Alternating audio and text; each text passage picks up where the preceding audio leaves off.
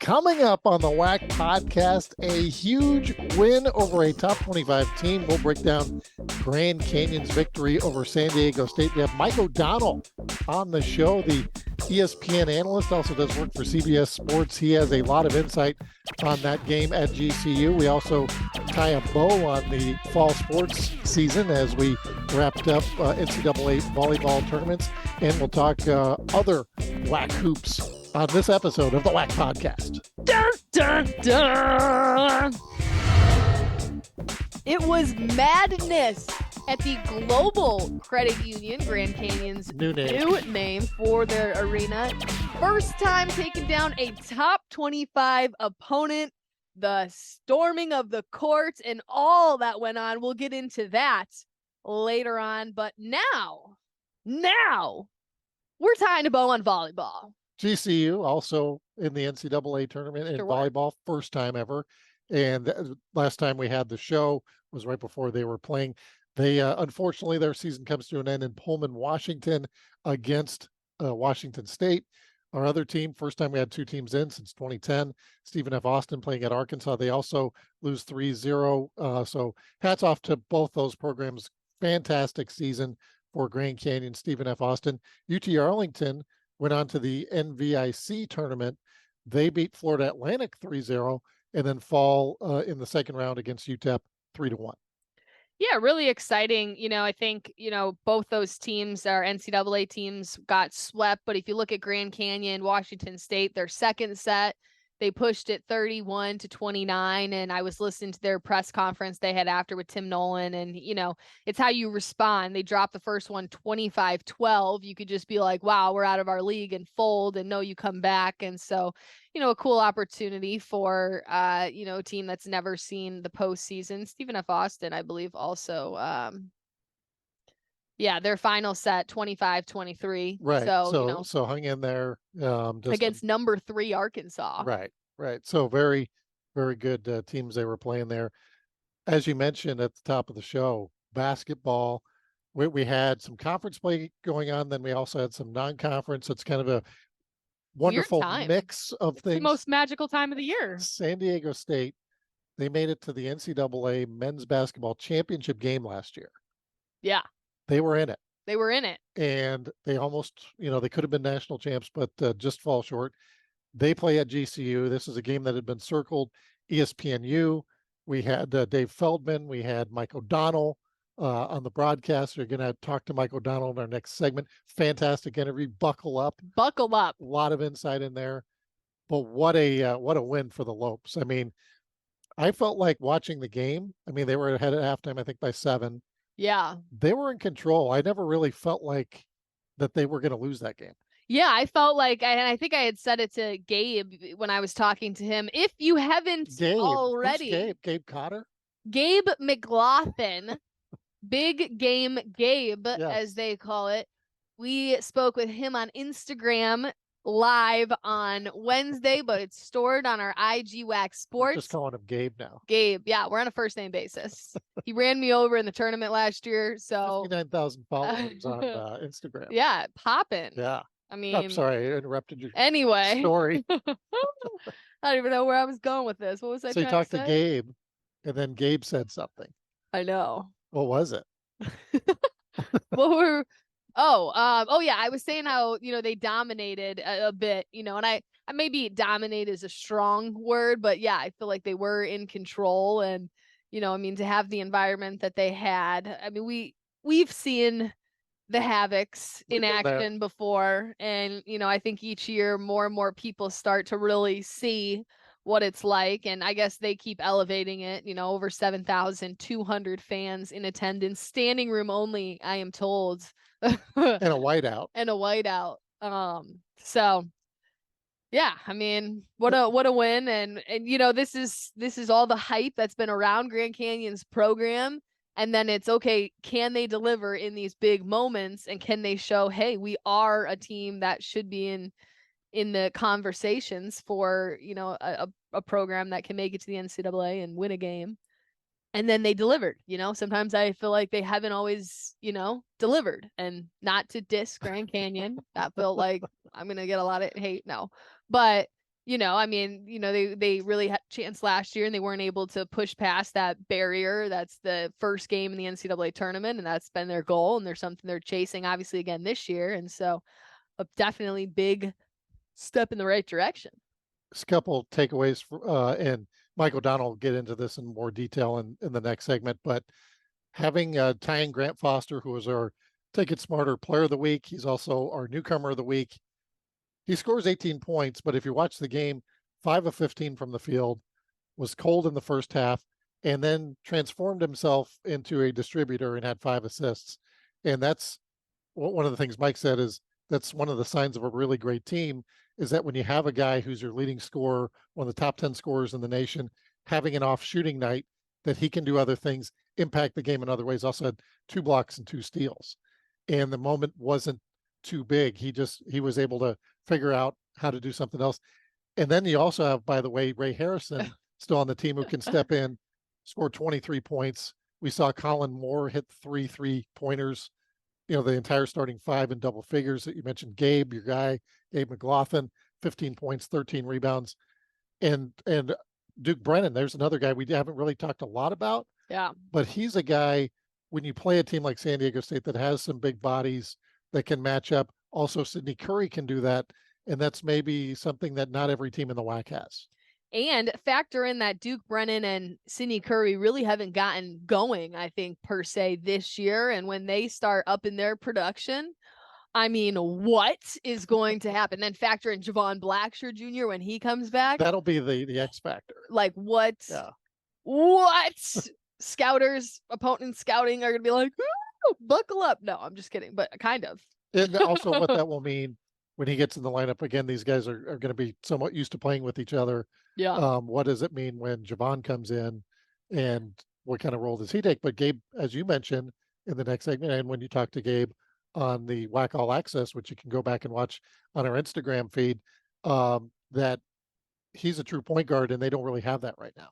Yeah, they've had to, Ray Harrison has had to step up into a different role, and then Tyan Grant Foster as well. And so very, very interesting because, I think the one piece that Grand Canyon is missing is their bench production. They had, I think, 2 points off their bench, and that's fine that all your 5 scorers are putting in double figures. But, what happens if you're in the tournament and you're playing so many games in a short period of time? Are you going to need someone to come in and step up? And maybe that's where Sidney Curry comes in and someone else, or Javon or Josh Baker. Yeah, I think he was having an off night as well, or he was sick. I don't know. No, I'm not going to say that. I don't know if Josh Baker, he might be 100% healthy. So we had let me correct myself, there was 4 players for Grand Canyon in that game as they win 79-73. They have the court storm. It was magical, a lot of fun to watch.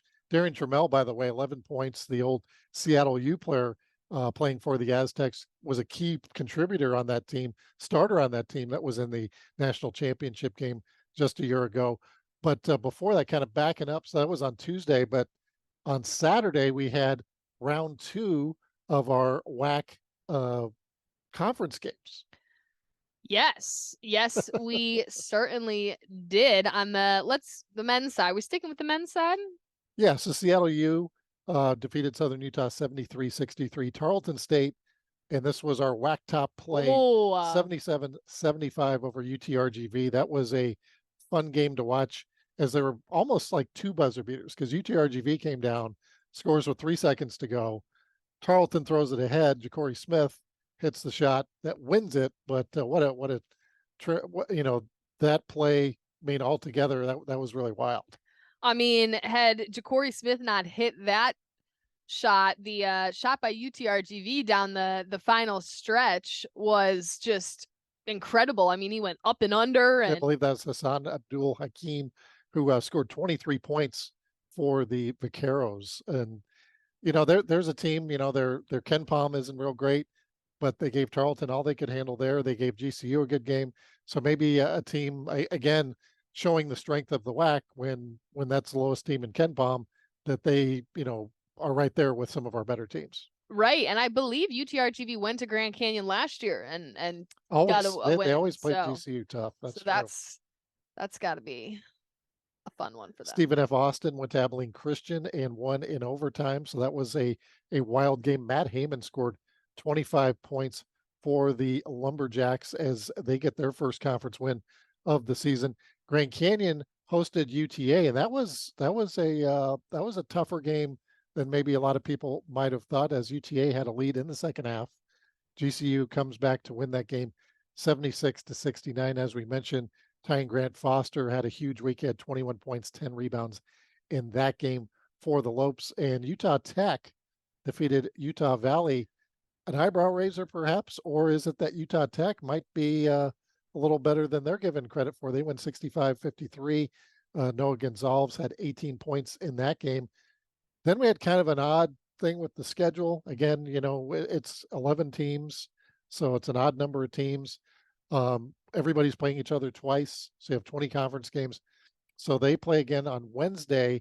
We had conference basketball. So as we shoot this on Thursday, Utah Tech defeating California Baptist 72-69. So the Trailblazers now 2-0 in WAC play and have a leading contender for next week's WAC top play. If you just got to see the big time jam from Hamid Oleyenko. Oh yeah, no, that was 100% a big time jam. Now, very interesting because, Utah Tech had 3 players from last year. 2 of them were starters. 1 guy came off the bench. And I mean, early indications showing that they're just kind of firing on all cylinders right now. They somehow have great team chemistry already. Could that possibly be their new motto, Unite the Family? Well, you know all about that because you were there in St. George for the St. George Marathon with the players that were handing out water. Yeah. And, I think also they had brought in a player, a former Trailblazer, Mason Sawyer, at the beginning of the season to talk with the team. And I don't know exactly the story, but his wife and a couple of his kids, they passed away in, I believe, a car accident, some sort of wreck. And so, they brought him in to be like, he could have folded, he could have, broke down. He had every reason to, stop living. And he just found ways to make an impact and find joy and, find different ways to keep their memories alive. And I think it spoke to a lot of the guys when I talked to them, like, it's about how you handle the adversity. And so there's going to be a lot of adversity early on in the season, might suffer some pretty bad losses. It's not going to be in comparison to what Mason Sawyer went through, but we got to come together. And I don't know, it seems, like they got something going. Credit to John Judkins out there. Just wanted to mention a couple other games that we had this past week. Southern Utah gave Utah all they could handle in Salt Lake City. That was 88-86. Utah Valley did win an in-state matchup against Weber State 70-54. As we mentioned, Tarleton off to a great start.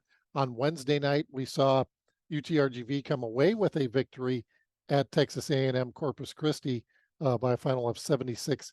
So that just kind of shows they are playing maybe a little better basketball than some of those numbers might indicate. Big games coming up this week.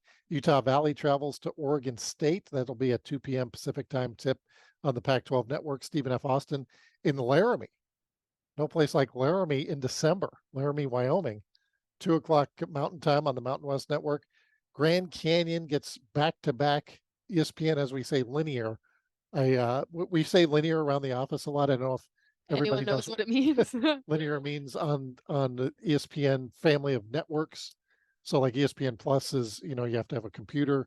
ESPN Linear is more TV, but you can also watch on a computer, so it's a little confusing sometimes. But very confusing. Liberty, also a top 50 team in the net rankings, KenPom, and that is one of our Conference USA matchups. So that should be a lot of fun to watch. That'll be in Lynchburg, Virginia at 2 o'clock Eastern time on Saturday. Very exciting. I mean, just early indications. Is this going to be a great year? We have a lot of teams, Utah Valley, Southern Utah, complete roster overhauls, and they're coming away with some big wins. And so, man, it's going to be fun to watch these teams battle it out. And our first rendition of the WAC resume seating system debuted. Yes. What day did it officially debut? It came out, I think, on Monday. Monday. So early indications.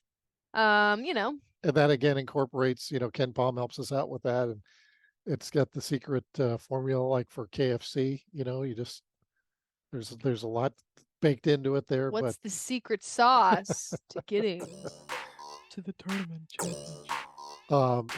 Let's take a quick break here. And then when we come back, we'll talk women's hoops on the WAC podcast. You don't want to miss this.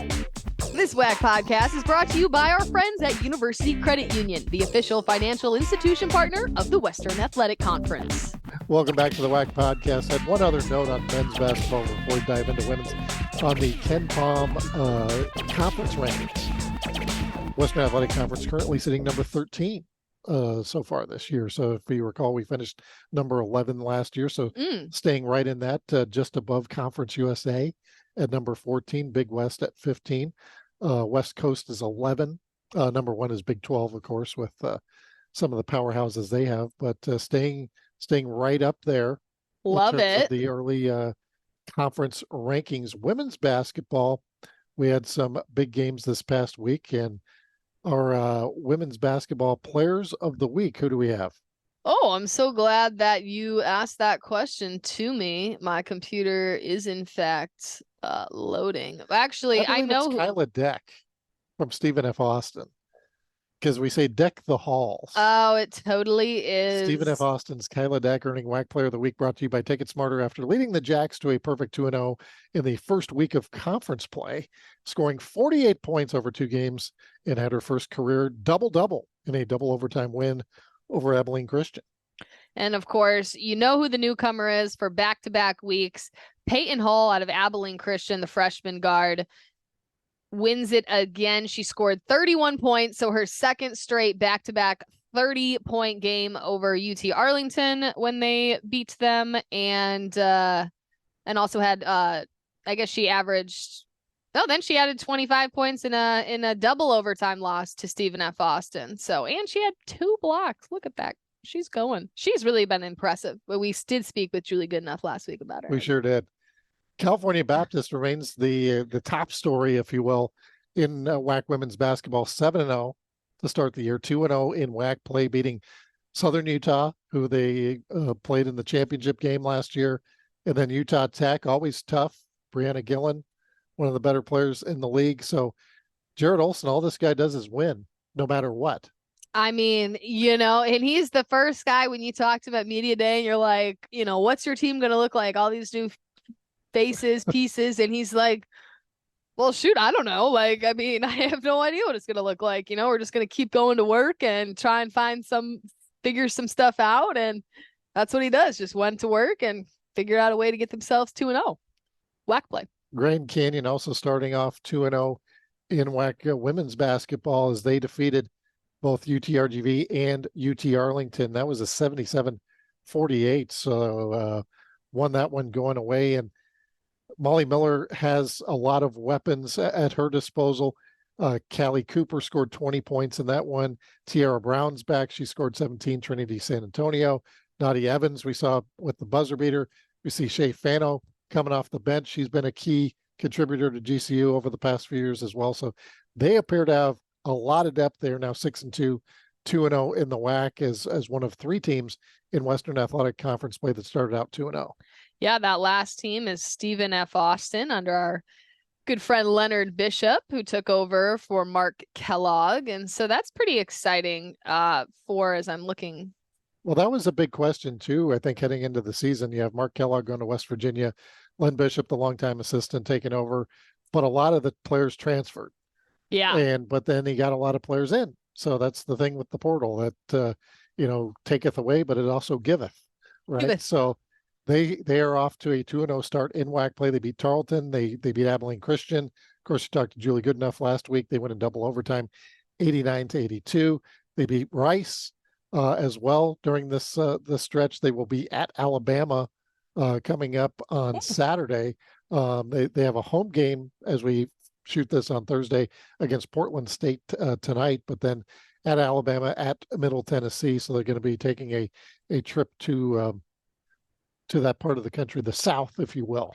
The South. Go in there and get it done. Because you know what?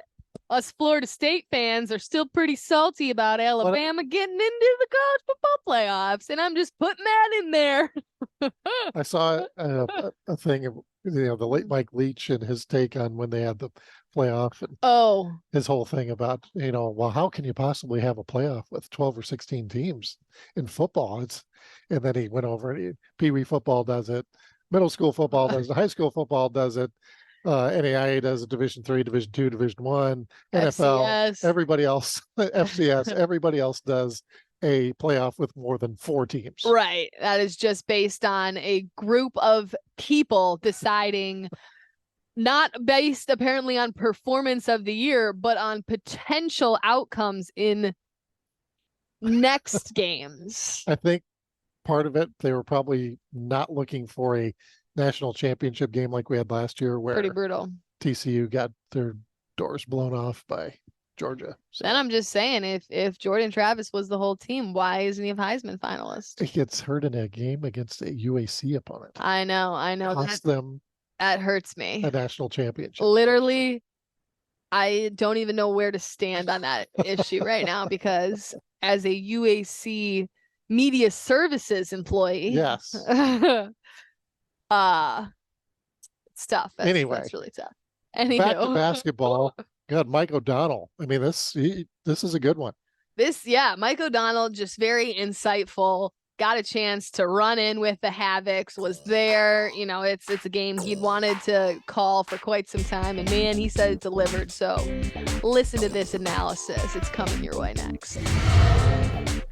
Welcome back to the WAC podcast. I'm Kendra Sheehan, now joined by ESPN college basketball analyst Mike O'Donnell. And Mike, you've done our basketball media days for the past 2 years. Last year, you called the ESPN championship game at our WAC tournament in Vegas, Grand Canyon, won that tournament. And I know that you have been wanting to call a game at Grand Canyon and experience that environment. You got your opportunity on Tuesday when Grand Canyon hosted San Diego State on ESPNU. Did it meet expectations for what you had coming in? It was insane. It was absolutely incredible. I have had the extreme fortune of playing at some cathedrals in college basketball. I've played at Cameron Indoor Stadium. I played at Rupp Arena, played at the Dean Dome.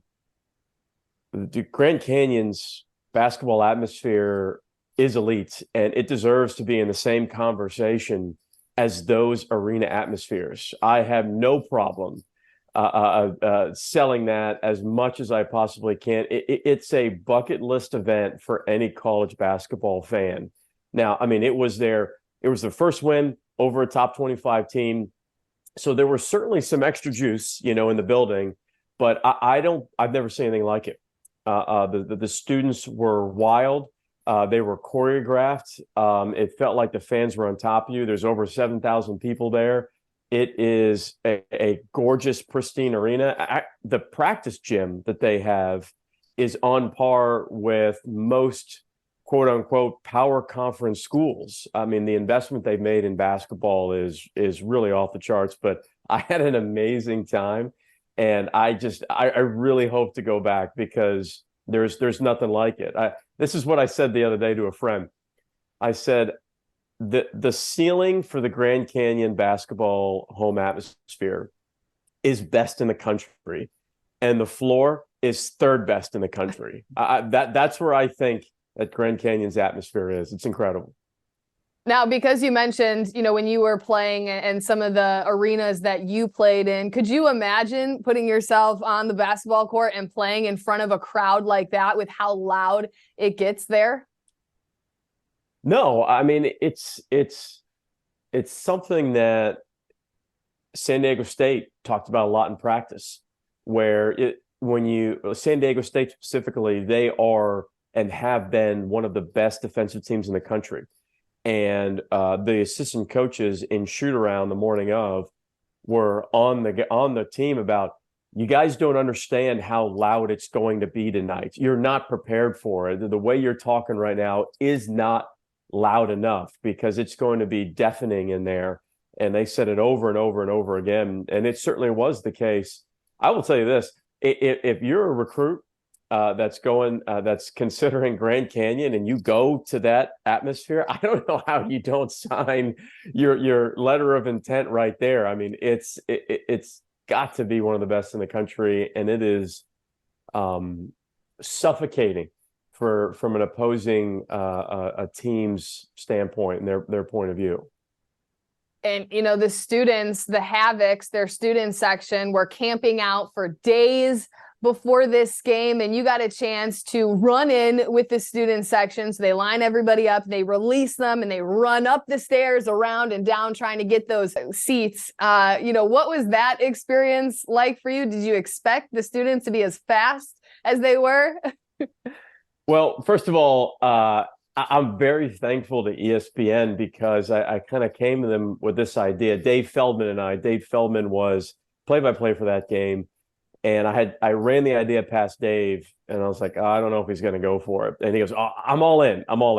And so then I ran it up the flagpole at ESPN, and they were like, yes, we are absolutely doing this. No question. We'll figure out a way to do it. And it kind of came together last minute.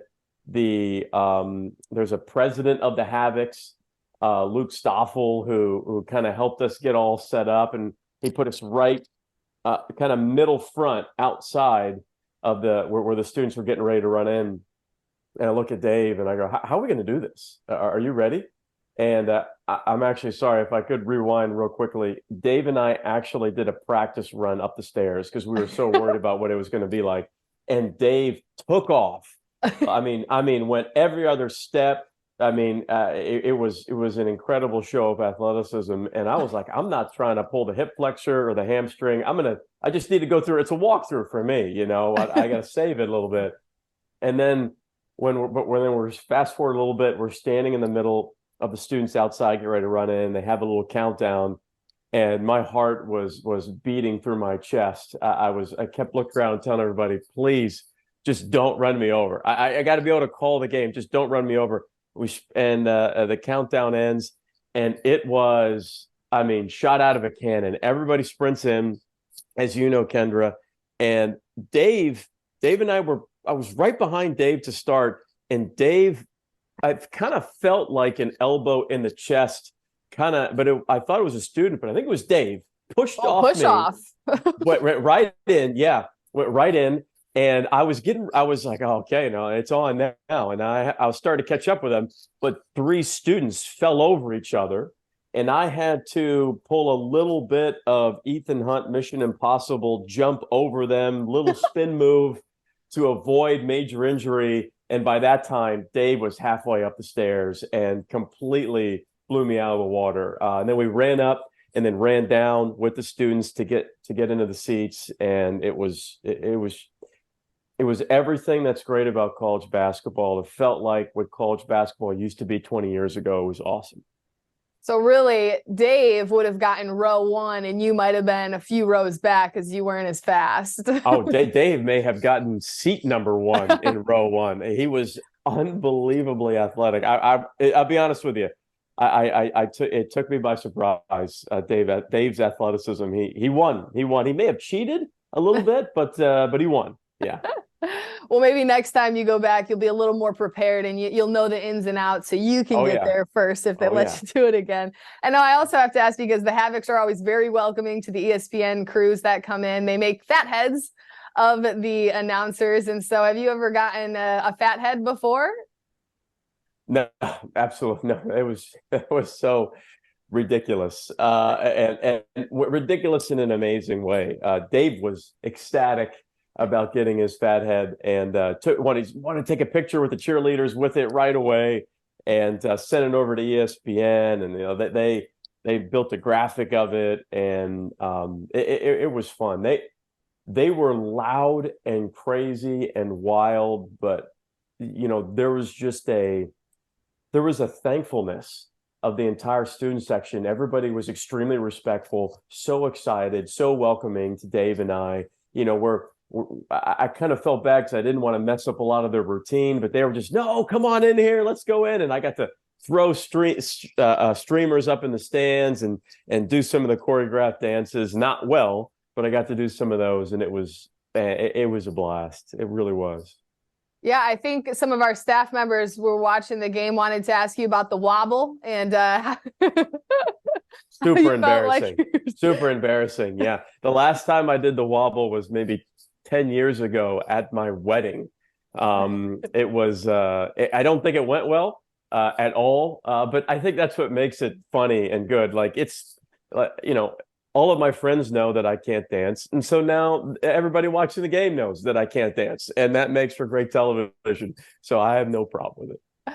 Absolutely. You got to have fun, and just what a remarkable atmosphere it is there. Let's get into the game now, because Grand Canyon was up at the half, and one of the newcomers that is just really exploding onto the scene for Grand Canyon is Tyon Grant Foster. Took 2 years off, medically redshirted, and came to Grand Canyon, and it's just been a force to be reckoned with. Of course, in the first half, he just went 2 for 11 from the field, but he was able to find other ways to be active. He was able to get some steals, some block shots. He was effective from the free throw line. How have you watched him kind of grow into his position? And then, of course, when he gets hot and lights it up in the second half? Well, going into that game, the story of that matchup between Grand Canyon and San Diego State, it was 2 of the top 10 scorers in the country.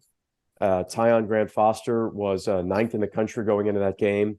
And San Diego State has a player named Jaden Ledee, who was 6th in the country going into that game in scoring. So we had 2 of the top 10 best scorers in college basketball. And Tyon Grant Foster is much different than Ledee, who is way more of a physical presence on the inside, kind of mid-post and old school post-up area. Tyon Grant Foster at 6'7" is very much like a point forward or point wing. Maybe even a hybrid wing, if you want to kind of go into some of the details of it. And there were 8 NBA scouts there, and they were there to watch Tyon because he's 6'7" and he can play positions 1 through 4. And one of the best things about Tyon's game in that game Tuesday night was he struggled from the field, like you said, started off a little bit shaky. And that's really what San Diego State does. That's why they're so good. They take away your best weapon. And, open looks were extremely difficult to come by for Tyon. But what he did was he misses a couple shots, then he started passing the basketball. He had 3 assists in the first half, and they were all 3 huge assists, kind of shot clock winding down, and just made the perfect right read for Grand Canyon in that moment. And to me, that's when Dave and I were talking, off air, like, man, he's making these right plays and these right reads. It's a sign of a really good player. Shots not falling. Can you affect winning on top of that? And he also had 2 blocks in the first half, too. I thought his defense was fantastic.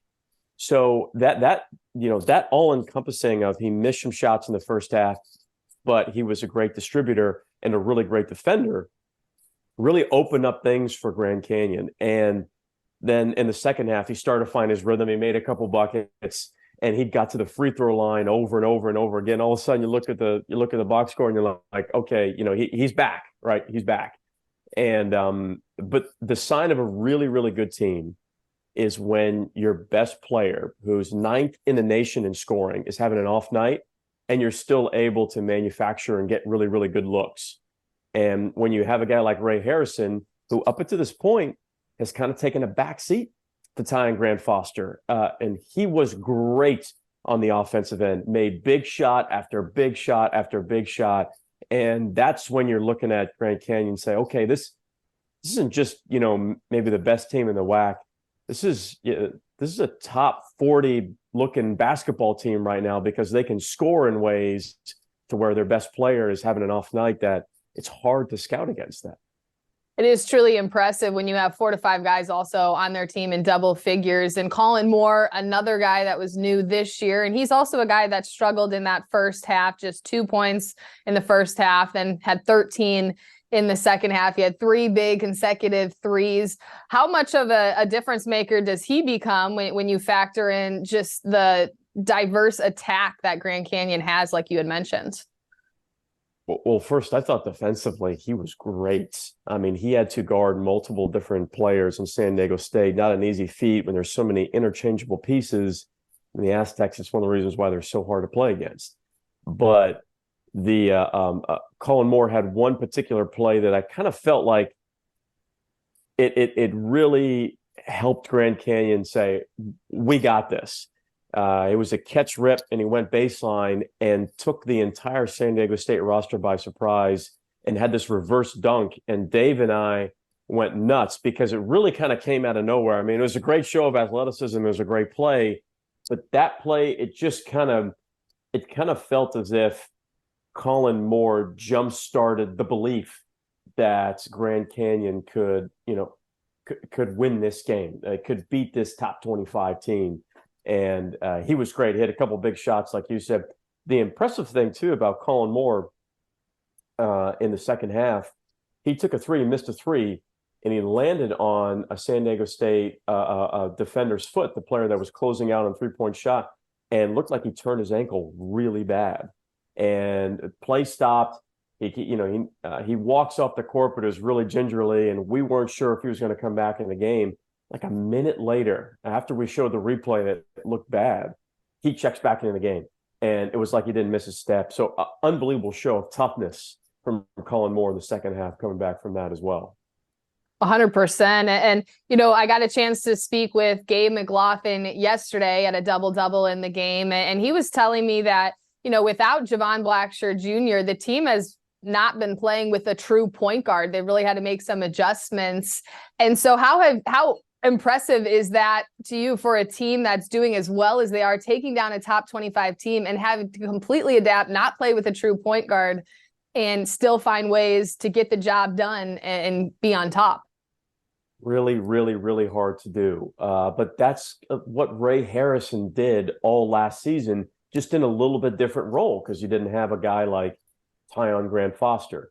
Now, Ray Harrison deserves an enormous amount of credit. Before we get into Grant Foster and his ability to play point guard, but Ray Harrison, right, last season, Blackshear goes down. He has to step into the role. It's not his natural position. He's more of a combo guard playing off the ball, and I think stepped in and did more than an admirable job. I mean, he was the best. He was the best player of the entire WAC tournament, and just almost impossible to stop and slow down.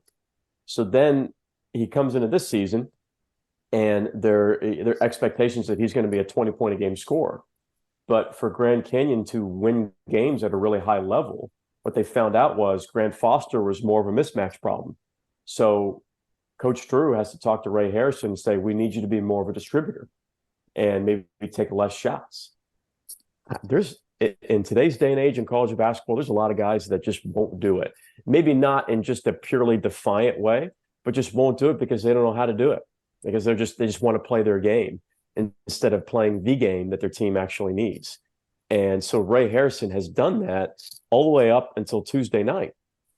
And the reason why he's been able to do that is when you don't have a true point guard, but Ray Harrison kind of knows how to play point right now. I mean, he's got a really good feel for that position.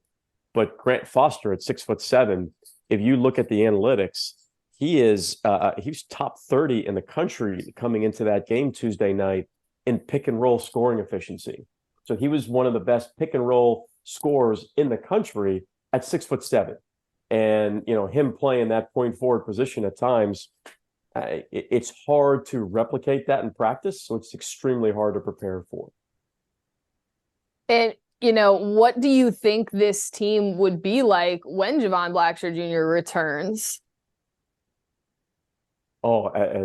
They could be one of, they could be a top 30 team in college basketball if, and it's a big if, what kind of player is Javon Blackshear going to be?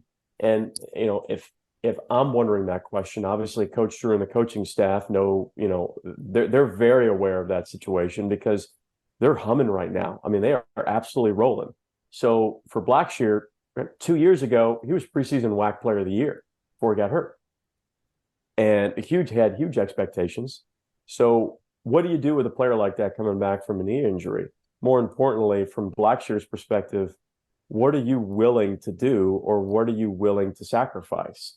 Because if he comes into this lineup and goes full high-level elite distributor, which he is, and doesn't go in having to get his shots every single time, It allows Ray Harrison to play more off the ball, more comfortable position, takes more pressure off Tyon Grant Foster.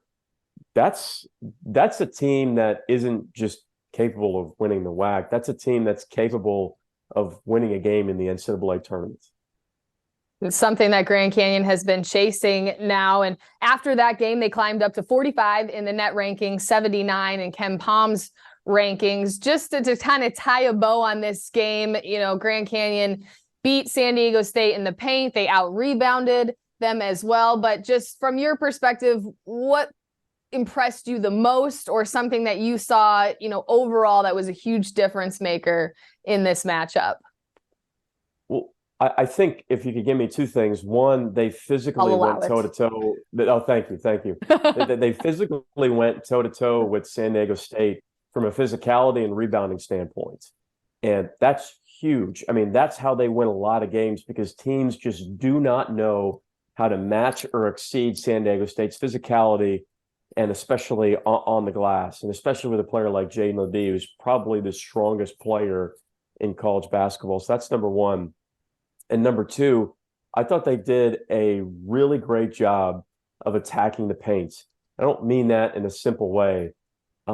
They got the ball shifted a lot, and I thought they ran their offense really well, because the thing that San Diego State's defense does so well is they shrink the floor, is they sit in the gaps, and they don't really give you any driving lanes. And there were chunks of time where San Diego State executed it perfectly.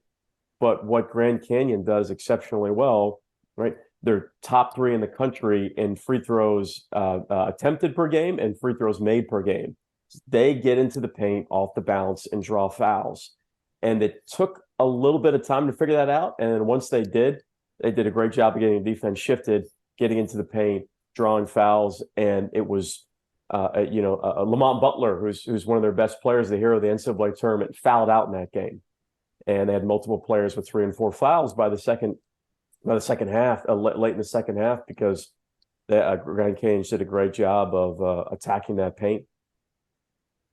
So it was a 79-73 win for Grand Canyon. As we take a look at the WAC as a whole, because once again, you'll be back calling our championship game in WAC Vegas. Super excited to have you once again on the call. And conference play started a lot earlier this year. We had conference play in November. We take a break, and then conference play resumes in January, a little bit different than years past. And we have 3 teams right now that are 2-0 in WAC play, and that's Grand Canyon, of course, Utah Tech, and Tarleton State. Maybe some teams that we didn't necessarily expect to be undefeated. What have you noticed about the way that some of these teams, Utah Tech still in the transition, and Tarleton State as well, still in that transition period to go 2-0 starting off league play?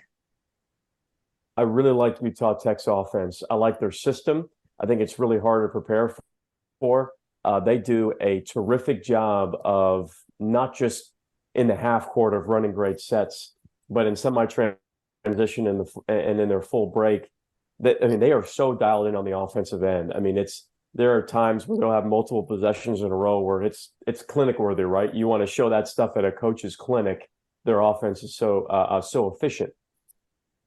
Tarleton State, given just kind of the uncertainty about the program and Coach Gillespie and everything going on, I mean, they are deep. They are fast. They are athletic. They guard you. They annoy you. How do you prepare for a team like that can play that many guys in a game where their roster is very deep and they don't lose a beat? They will full court press. They're going to deny passing lanes in the half court, and they want defense turning into offense. They want deflections. They want steals. They want to get long tip outs off of rebounds and go, go, go. And when they're doing that, I mean, they're really, really hard to beat. It's not surprising. I kind of had a feeling, and I think even Kendra, you and I were talking about this earlier in the preseason, because of their depth. That's a team. Tarleton State's a team to where, if they finish in the top 4 in the WAC, I won't be surprised. I think maybe outsiders may be surprised, but if they're healthy, if they stay healthy, that defense is exhausting to play against. It certainly is. And even more impressive, to do it without head coach Billy Gillespie, who's taken some time away from the program due to some medical issues. And we're hoping he's okay there as we wait what's going to happen with that. But still to get it done on the floor is really impressive. And, we're back in non-conference play. So we got some big matchups. Stephen F. Austin's at Wyoming. Grand Canyon is at Liberty. That's on Saturday. It's a 12 p.m. Mountain Standard Time start. That's on ESPNU. So back-to-back linear games for the Lopes. Mike O'Donnell, thank you so much for joining and sharing about your experience at Grand Canyon and giving us some more insight on WAC basketball. Absolutely. Thank you for having me. That's Mike O'Donnell, WAC or ESPN College Basketball Analyst, who will be calling our WAC Basketball Championship game as well. Thank you for listening to the WAC Podcast. Thanks for listening to the WAC Podcast. Make sure to follow us on Facebook, Instagram, Twitter, and YouTube. And check out our website at wacsports.com.